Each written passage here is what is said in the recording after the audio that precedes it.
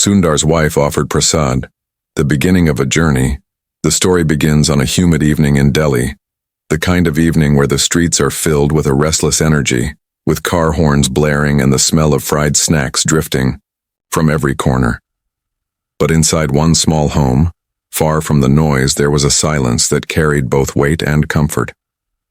Sundar Pichai sat on the floor with his wife, their 2 children close by, and in the center of the small wooden table lay a small plate of prasad.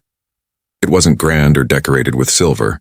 It wasn't something bought with wealth or status. It was a simple offering, made from the hands of a woman who believed that food shared with love carried the power to touch the soul of anyone who received it. In that moment, no one in the room knew that this act, so ordinary in its nature, would ripple outward and lead them into a journey that would test their humility, their resilience, and even their faith.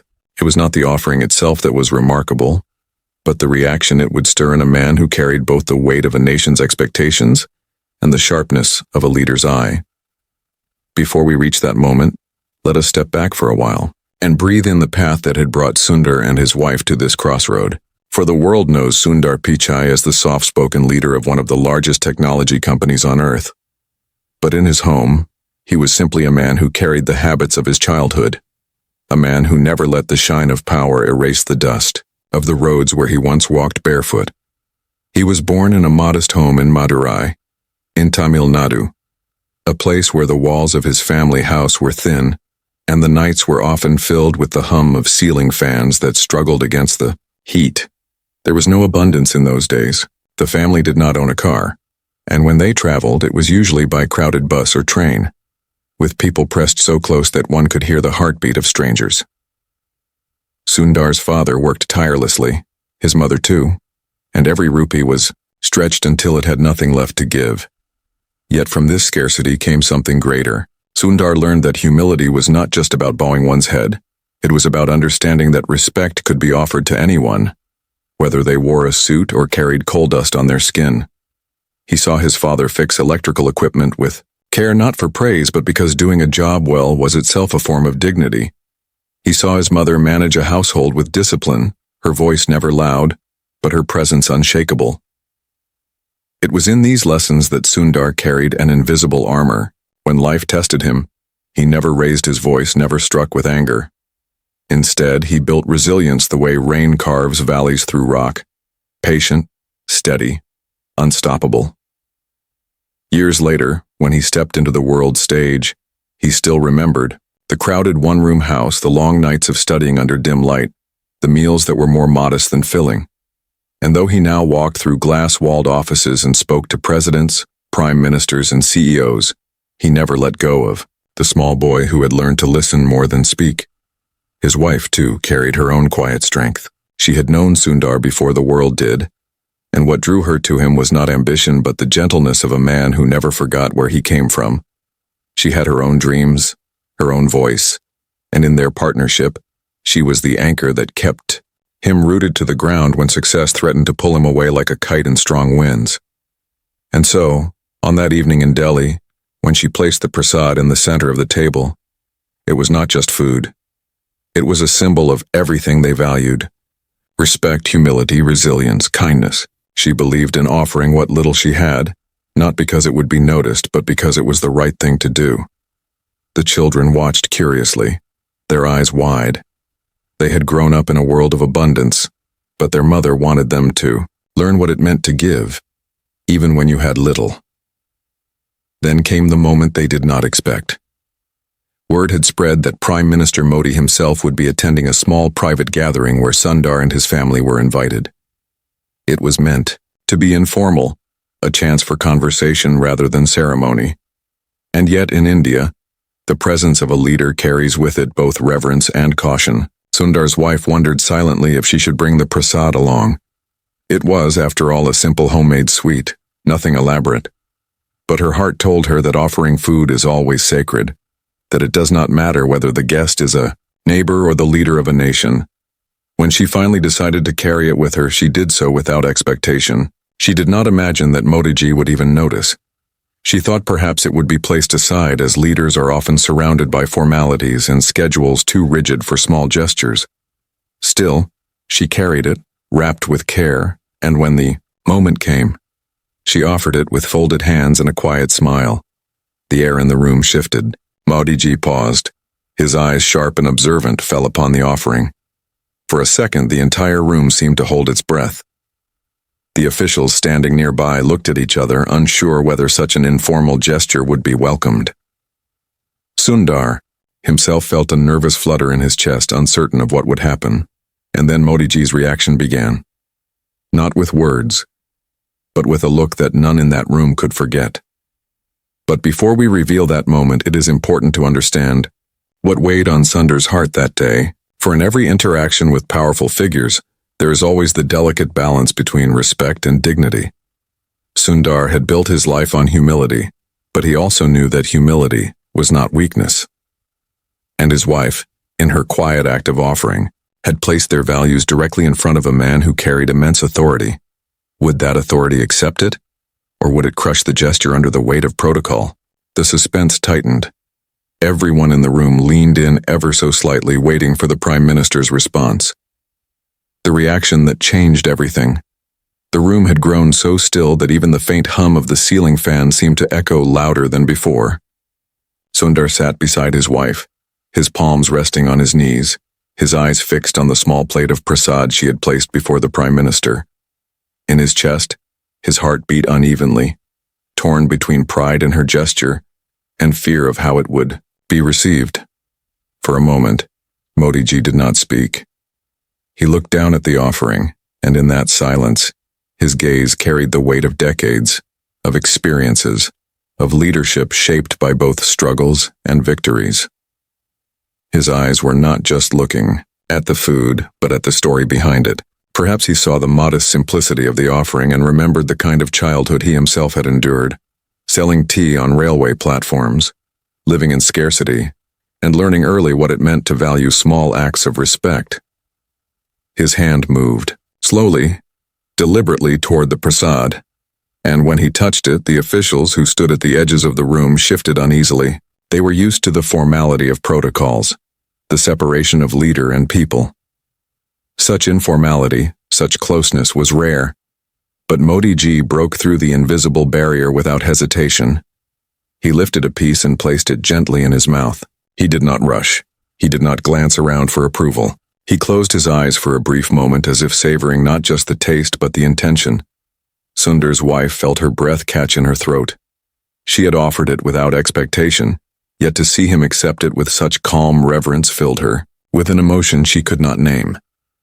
Her eyes watered, not from sadness but from the overwhelming recognition that sometimes kindness is received in ways one cannot predict. Then Modiji opened his eyes and looked directly at her. There was no smile, no loud praise, only a quiet nod that carried more meaning than words ever could. It was as if he was saying, "I see you. I see the respect you give and I honor it." But what followed shocked everyone in the room. Modiji asked for a chair to be brought closer. Instead of sitting at the far end of the table surrounded by advisors, he moved toward Sundar and his family. He placed the small plate of prasad at the center of the gathering and gestured for everyone to share it. "Respect is not measured by power," he said softly, his voice calm yet firm. "It is measured by humility. In the simplest gestures, we see the greatest truths." The words landed heavily not only on Sundar and his wife but on the entire room. The officials, the assistants, the staff, all stood frozen, unsure how to react to a leader so openly setting aside hierarchy. Sundar felt a warmth spread through him, a reminder of his father's teachings, of his mother's quiet sacrifices. His wife felt both humbled and overwhelmed, her hands trembling slightly as she folded them once more in gratitude. But while the room seemed filled with peace, outside it, the whispers began. In the world of politics and power, nothing remains simple. Some saw this gesture as profound, others as unusual, even controversial. For a leader to accept homemade food in such an intimate way, it raised questions. Was it symbolic? Was it calculated? Or was it simply human? The days that followed carried both light and shadow. News spread quickly, though not in the loud blasts of media headlines but in quiet murmurs among circles of influence. People began to ask, who was this woman who offered prasad? What did it mean that the Prime Minister not only accepted it but shared it with others? For Sundar's wife, the gesture had been nothing more than respect. But now she began to feel the weight of eyes upon her. People approached her with curiosity, some with warmth, others with skepticism. She did not seek attention, yet it seemed to follow her like a shadow. Sundar, too, found himself caught between worlds. On one side, he was the CEO, the leader of a global company, always measured by performance, strategy, and results. On the other, he was now part of a story that was more personal, more human, yet just as impactful. And then came the first unexpected turn. One evening, as the sun dipped low and the sky burned orange over Delhi, a letter arrived at their home. It was marked not with the formality of government seals, but with the simplicity of handwritten ink. The sender was unknown, but the words inside cut deep. The letter spoke of respect, of gratitude, of a memory it had stirred. It told the story of a young boy who had once gone hungry for days, only to be offered food by a stranger. The boy had never forgotten that kindness, and though life had carried him into obscurity, he had found solace in hearing about this new act of giving. The letter ended with a single line: "Never underestimate the power of small offerings, for they can change the direction of a life." As Sundar's wife read the words aloud, her voice trembled. Sundar listened silently, his hands clasped, his mind turning over the possibilities of what such moments meant. But with the letter came something else, an invitation. Not from Modi. Not from the government, but from a group of women in a rural village who had heard the story and wished for her to visit. They said they saw in her not just a CEO's wife, but someone who remembered the value of simple gestures. She hesitated. It was not her nature to step into the spotlight. Yet, deep inside, a voice whispered that perhaps this was a path she was meant to walk. Not for fame, not for recognition, but because kindness has its own journey and sometimes it calls us to follow. That night, as she lay awake beside Sundar, she felt torn between fear and resolve. Was she ready for what this path would demand? Was she strong enough to face both admiration and criticism? And as sleep finally claimed her, a strange dream came. In it, she stood at the edge of a long road stretching endlessly into the horizon, and on either side were countless people watching her, waiting, hoping. She held the plate of prasad in her hands, but it grew heavier with every step. She looked back for Sundar, but he was far behind, his face blurred, unreachable. When she woke, her chest was heavy, her heart uncertain.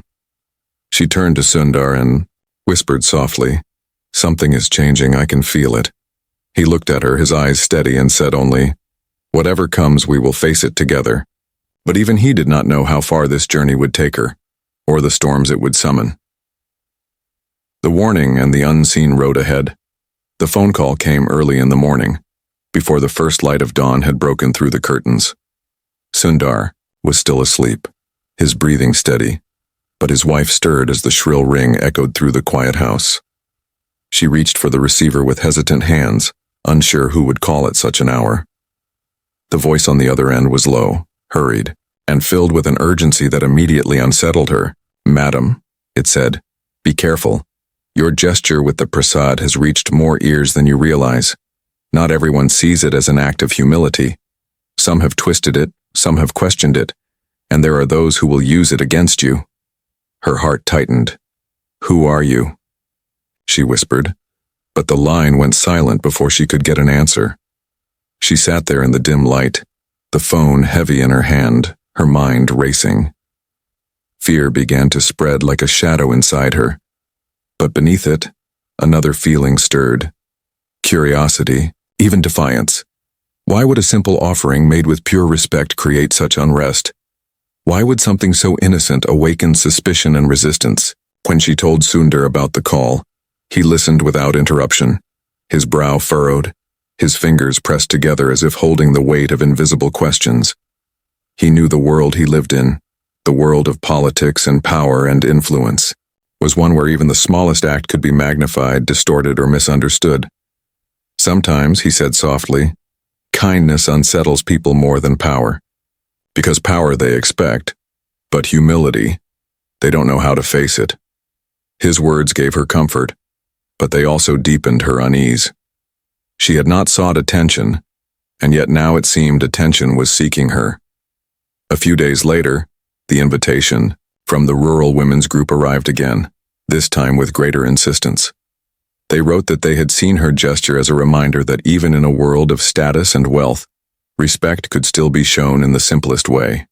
They wished for her to visit their village, to speak to them, to share with them not a lecture, but her presence, her humanity. She hesitated. She had never stood before crowds, never spoken to strangers in such a way. She was not a leader, not a politician, not even someone used to the glare of the public eye. She was simply herself, a wife, a mother, a woman who believed in respect. But something within her whispered that perhaps it was not about who she was, but about what she represented. When she finally agreed, Sundar insisted on accompanying her. The journey was long, winding through narrow roads and fields where the green stretched endlessly toward the horizon. As the car bumped along uneven paths, she gazed out the window and felt the pull of memories. Memories of her own childhood, when her life too was simple, when food was modest, when joy was found in small things. When they arrived, the villagers gathered with folded hands and eager eyes. They were women dressed in bright saris faded with time, their faces lined with years of hardship but glowing with resilience. Children clung to their mothers, curious and shy. They had brought flowers, not bought from markets but plucked from their own fields, and placed them gently at her feet. Her throat tightened as she stood before them. She did not know what to say, but when she opened her mouth, the words came not from rehearsed thoughts but from her heart. "I am no different from you," she began, her voice trembling at first, but then steadying. "I am not here because of who my husband is, or because of where I live now. I am here because I believe that respect must always flow both ways. The food I offered was not about me, or him, or anyone's position. It was about remembering that we are all human, and in being human we are equal." The crowd listened in silence, and then a wave of applause rose, not loud or wild, but heartfelt, the kind that comes from people who understand because they have lived it themselves.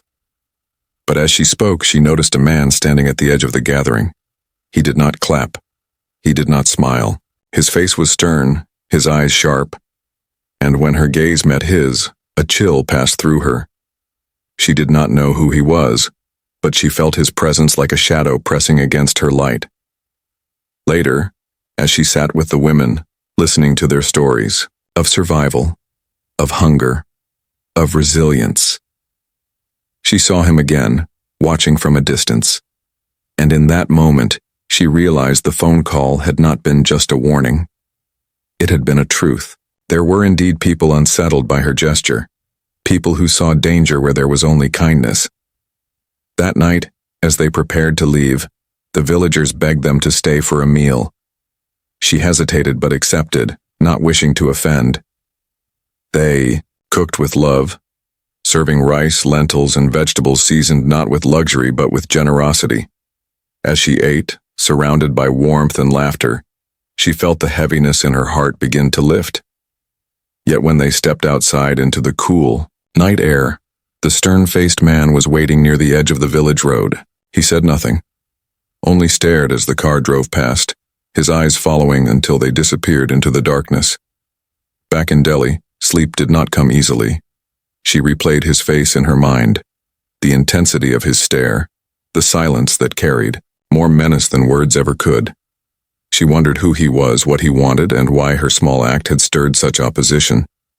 Sundar tried to reassure her, reminding her that suspicion and resistance were natural when people's hearts were closed.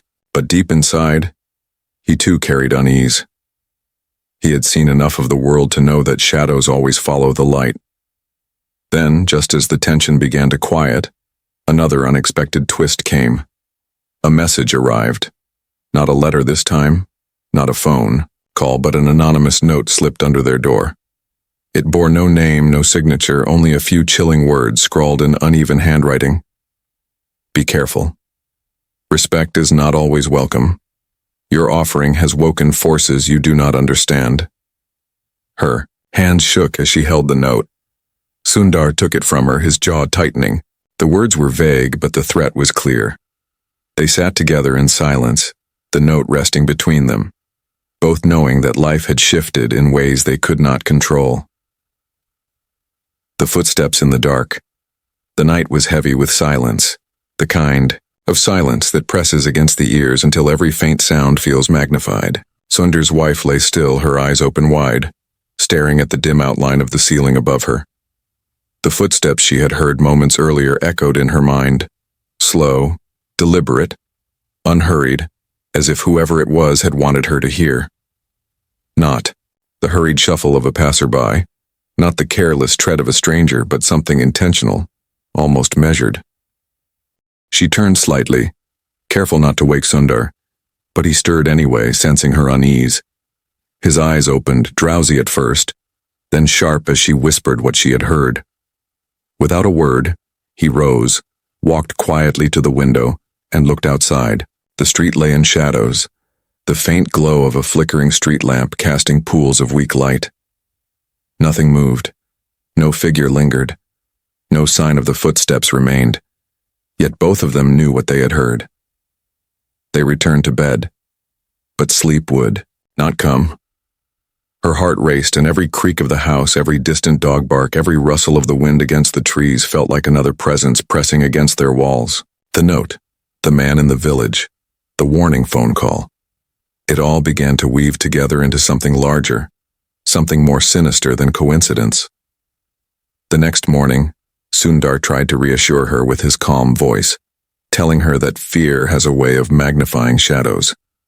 But he too was unsettled. He could not ignore the fact that her small act of kindness, her offering of prasad, had rippled far beyond what either of them had imagined.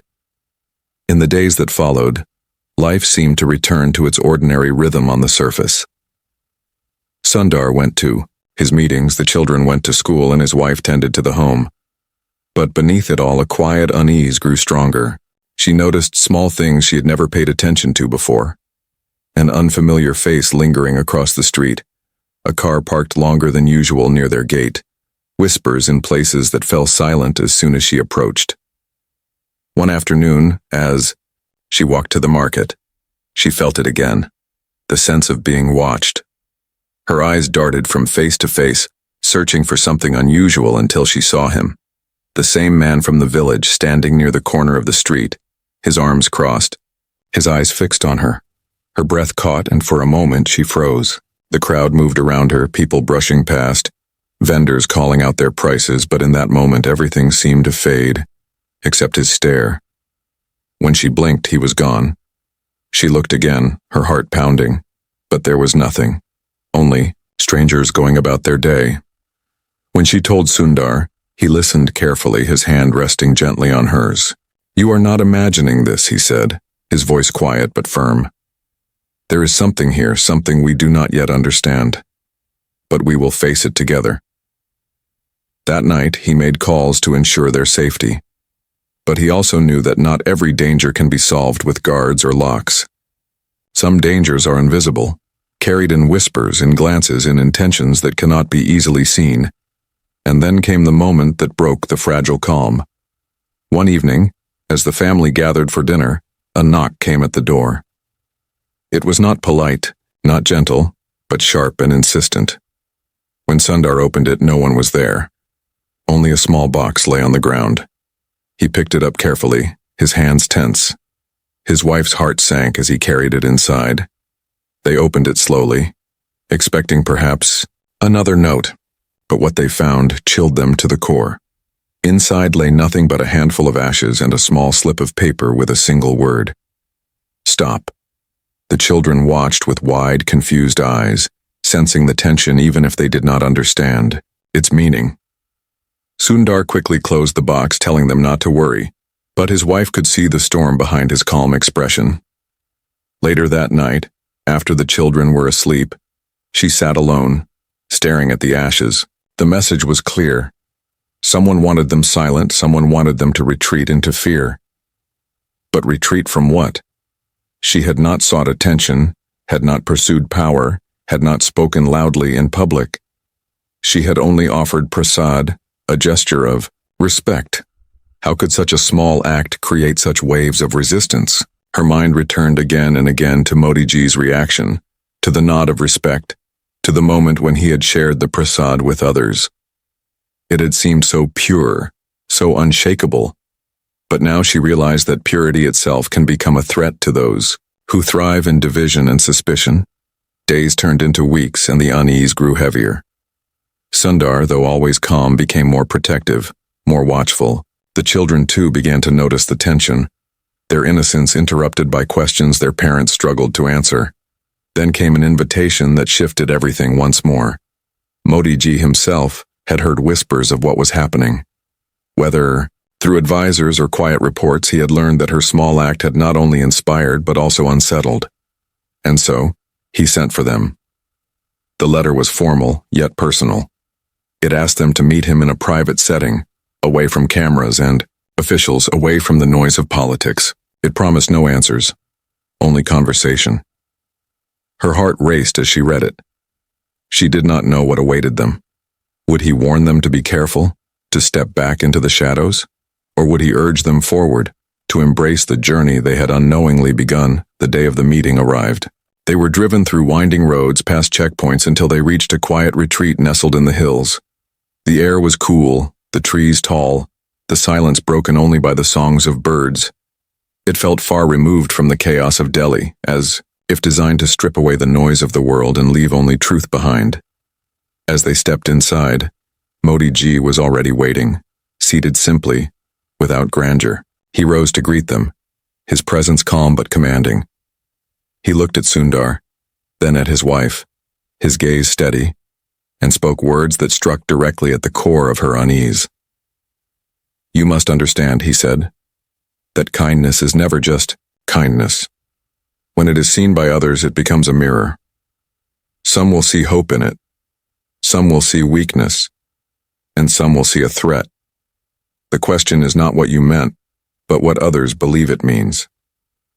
Her chest tightened. She wanted to ask why something so pure should invite danger, why a simple gesture should be twisted into something it was never meant to be. But before she could speak, he leaned closer, his voice lower now, filled with weight. "You are standing at the edge of a path you did not choose, but one that has chosen you. It will test you, it will frighten you, but if you walk it, you may discover strength you never knew you had." Her eyes filled with tears, not of weakness, but of the overwhelming realization that her life was no longer ordinary, no longer sheltered. She looked at Sundar, who gave a small nod, his hand closing around hers, steady and reassuring. But before she could gather her thoughts, Modiji added one final sentence, one that sent a chill down her spine. "And remember," he said, "those footsteps you heard in the night, they were not just footsteps. They were a message. Someone is already watching the path you walk." The burden of unseen eyes, the ride back from the hills was quiet. Sundar sat deep in thought, his fingers lightly tapping against his knee, while his wife leaned against the window watching the blur of trees and villages pass by. Modiji's words echoed in her mind, heavy and unshakable. Kindness is never just kindness. Some see hope, some see weakness, some see threat. She repeated the words silently until they became a rhythm inside her chest. She wanted to believe that her gesture had been pure, untouched by any larger meaning. But now she understood that once the world sees an action, it no longer belongs only to the one who performed it. It becomes something else, shaped by the eyes and minds of those who watched. For days she moved through her home with a heaviness she could not escape. She still smiled at her children, still cooked meals, still shared quiet moments with Sundar. But there was a shadow inside her, a sense that her life was no longer entirely her own. One evening, as she watered the small plants on the balcony, she saw it again, that same presence she had felt in the village and on the street. Across the road, leaning casually against a lamppost, was the same man with the stern face. His eyes did not waver, his posture did not shift. He did not move closer, but he did not leave either. Her hands trembled around the watering can. The air seemed to grow thicker, heavier. She turned away, trying to calm herself, but when she looked again, he was gone. That night, she told Sundar, her voice breaking slightly. He held her hands in his and listened carefully. Fear grows strongest when it is left alone, he said gently. You must not carry it by yourself. Whatever this is, we will face it together. But even as he spoke, she could see the worry in his eyes, the way his jaw tightened as if holding back his own unease. The next day the phone rang again. It was not the hurried warning of before, but a calm, deliberate voice. You should stop, it said. This is not your fight. Step back before it is too late, she asked, her voice trembling. Who are you? What do you want from me? The voice replied, What we want is silence. What we fear is the noise your kindness has created. Before she could ask more, the line went dead. The words left her shaken. Noise. They called it noise. But what was this noise? Was it the whispers among villagers who saw hope in her act? Was it the murmurs among officials unsettled by the Prime Minister's response? Was it the unseen conversations of those who thrived in control and feared anything that could not be controlled? In the days that followed, she began to feel the weight of eyes not just outside her home, but everywhere she went. In the market, in the school where she dropped her children, even in the temple where she bowed her head in prayer. She felt watched, measured, judged. Yet alongside the fear, something else began to grow within her, something she had not expected. Resilience. She remembered the faces of the women in the village, their smiles, their tears, their applause when she had spoken. She remembered their stories of hardship and survival, and she realized that while fear could silence her, resilience could give her strength to keep walking the path that had chosen her. Still, she struggled. At night she lay awake, her mind torn between retreat and courage. Sundar sensed her turmoil, but he never pressured her. Instead, he reminded her of the truth that had shaped both their lives. Humility is not weakness, and kindness, even when misunderstood, carries power. Then came another turn, one that shook her to the core. One morning, as she opened the front door to collect the newspaper, she found another note slipped beneath it. Unlike the first, which had carried a vague warning, this one was clearer, sharper, more chilling. You are being tested, it read. Soon, you will have to choose. If you continue, the cost will not be yours alone. Her hands trembled as she read the words. The paper slipped from her grasp, drifting to the floor like a fragile leaf. Her heart pounded. The message was no longer vague. It was a threat, not just against her, but against her family. She folded the note with trembling hands and showed it to Sundar. His face hardened, his calm mask breaking for a moment as he read. He pulled her close, his voice low but steady. They want to scare us. They want to break us before we even begin. But fear will not decide our path. She nodded, though her heart was heavy with dread.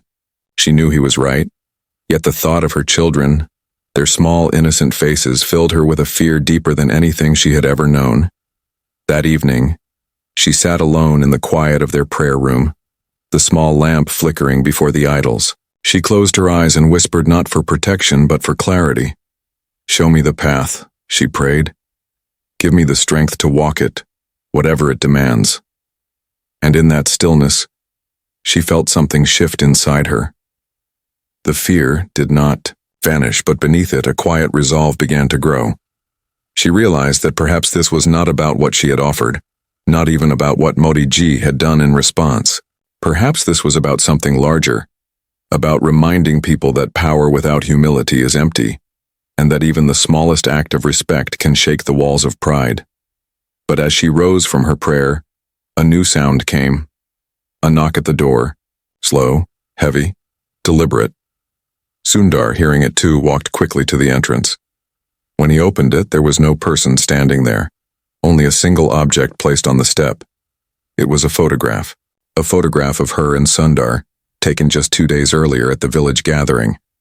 In the picture, they were smiling, surrounded by the women and children, but scrawled across the photograph in thick black ink were the words, "We are closer than you think." The storm and the light, the photograph lay on the table like a wound that would not close.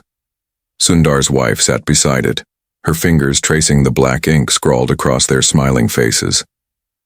"We are closer than you think," the words repeated.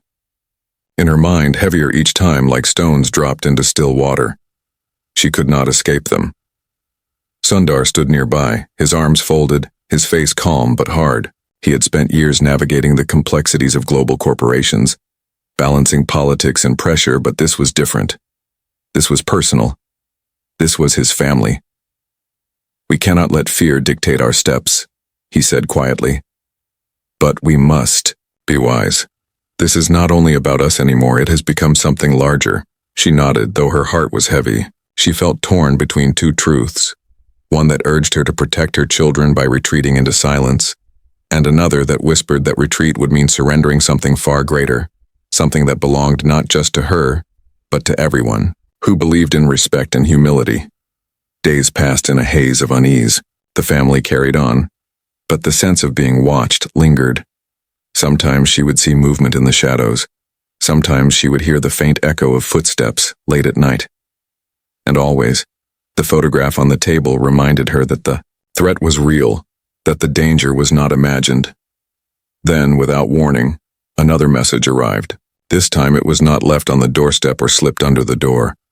It came through the hands of a child in the market, a small boy no older than 10, who ran up to her and pressed a folded slip of paper into her palm before vanishing into the crowd. She unfolded it with trembling hands. The message was short. "You must decide, silence or courage. The time is near." She closed her eyes, her chest tightening. Silence or courage. The words haunted her. What choice was she being asked to make? What cost would follow either path? That night, she and Sundar sat together in the quiet of their prayer room. The children were asleep. The house was still. She spoke her fears aloud, her voice breaking. "I am not strong enough for this. I did not choose this path. I only offered prasad. How can such a small act lead to this storm?" Sundar took her hands in his.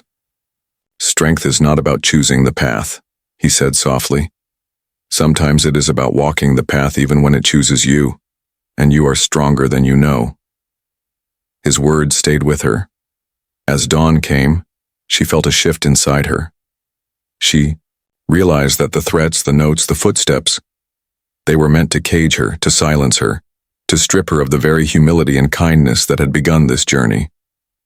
But kindness is not weakness, humility is not surrender, and resilience is not silence. When the invitation came again from the village women, asking her to return and speak once more, she knew what she had to do. Despite the fear, despite the danger, she agreed. Sundar supported her, though his worry was clear in his eyes. The day of the visit arrived. As their car drove along the narrow roads toward the village, her heart pounded, but her resolve held firm. When they arrived, the same women greeted her with flowers and tears, their voices filled with gratitude. The children ran alongside, their laughter ringing in the air.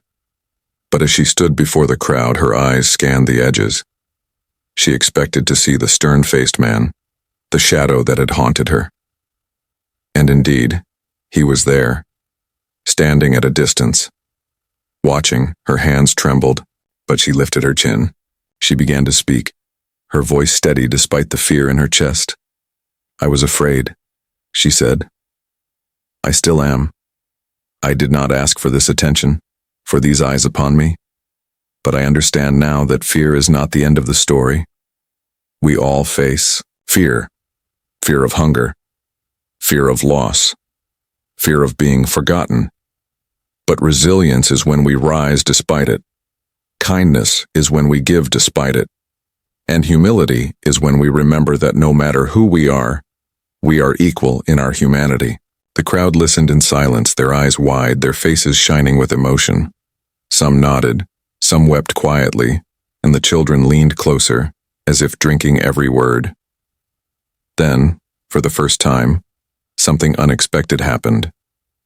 The stern-faced man who had haunted her steps stepped forward. The crowd parted as he walked closer, his expression unreadable. She felt her breath catch, unsure of what he would do. He stopped before her, his eyes locked on hers, and after a long, heavy silence, he spoke. Your kindness unsettled me because it reminded me of something I had lost. I had forgotten what respect feels like. I saw weakness where there was only strength, and I watched you because I did not know what else to do. His words struck her deeply. The crowd gasped, some murmuring, but she simply looked at him, her eyes soft. Then walk with us, she said gently. Do not stand in the shadows, walk with us. For a moment he said nothing. Then, slowly, he bowed his head. The tension in the air broke, replaced by something lighter, something almost sacred. The women began to clap. The children cheered, and even Sundar's eyes glistened as he watched his wife turn fear into strength, suspicion into humility, and shadows into light. As they drove back to Delhi that evening, she sat quietly, the cool breeze brushing her face. She thought of the journey that had begun with a simple plate of prasad, a gesture made with respect, never meant to ripple so far. She thought of the fear, the threats, the footsteps in the dark. But more than that, she thought of the women, the children, and even the man who had once been a shadow but now had bowed his head in humility. And in that moment, she understood. Kindness is never wasted. Respect is never forgotten. Humility is never weakness. They are seeds, and once planted, they grow in ways we cannot predict. She turned to Sundar, her voice soft but steady. This journey was never about me. It was about reminding all of us that even the smallest gesture carries power.